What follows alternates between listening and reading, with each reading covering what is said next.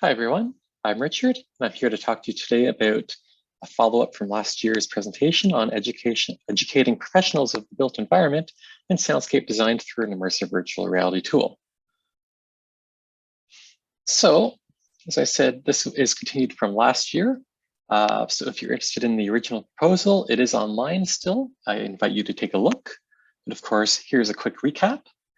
So last year we identified there is a problem with noise pollution in urban spaces. Basically, professionals of the built environment, so urban planners and designers, they consider sound quite late in the city planning process. So in general, they're unfamiliar with the complexities of the auditory experience. Of course, it's not their field, they're not sound experts. And generally, they're not equipped to plan for sound beyond the decibel. And of course, we all know here that the auditory experience is a very rich experience if planned for properly. So the proposed intervention is to do some R&D for a new prototype soundscape simulator aimed at these professionals, which will allow them to do some planning, as well as give them some basic sound awareness education module. So to do this, I've come up with a few guiding research questions. So first is, what are the user requirements and functionalities of an immersive soundscape tool for professionals? So they're not too experienced with this, so we can't directly ask them. So this has been a bit of a challenge, but so far so good. And we of course want to evaluate if these are if they're effective at all.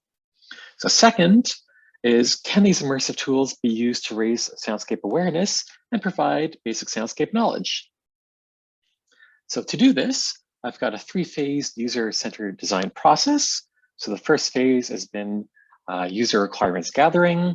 The second one is the actual implementation of the tool itself, followed by an evaluation phase. So since we can't ask these professionals directly what they need since they're not experienced in it, I've tackled this from many different approaches. So I've done literature review of academic literature review from soundscape people. I've done an analysis of existing tools for professionals, as well as some academic prototypes as well. We've done focus groups, tech demos, and collaborative design exercises with professionals as well. And then we've sorted these into two different categories, functional and non-functional requirements.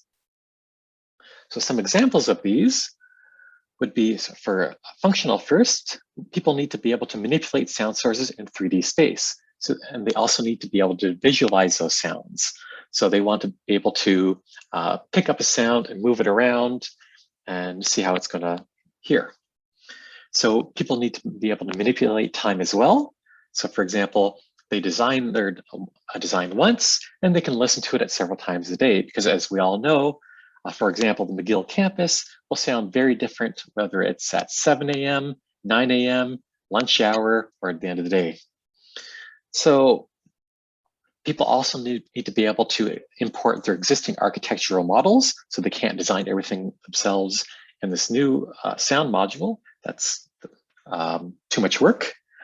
And we need to allow rapid prototyping of soundscapes. So they need to be able to quickly add a sound, move a sound, listen to it, and then listen to it again in a new location.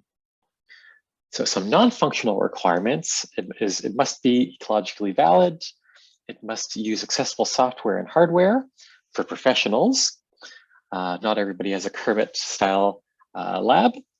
It must be intuitive and educational, and it must integrate into their existing workflow.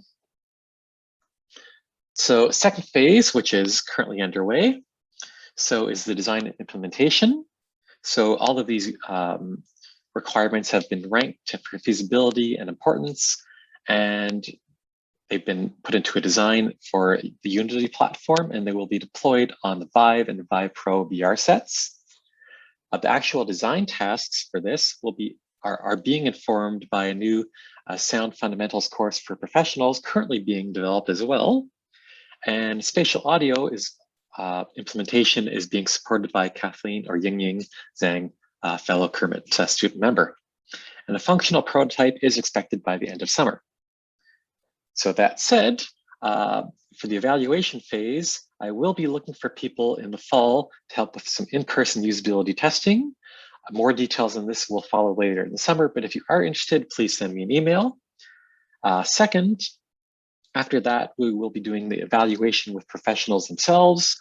So this will be done with, of course, urban planners and designers, like I mentioned, but also they'll be further tested with professionals from the tourism and hospitality industry, as they have some similar needs as well.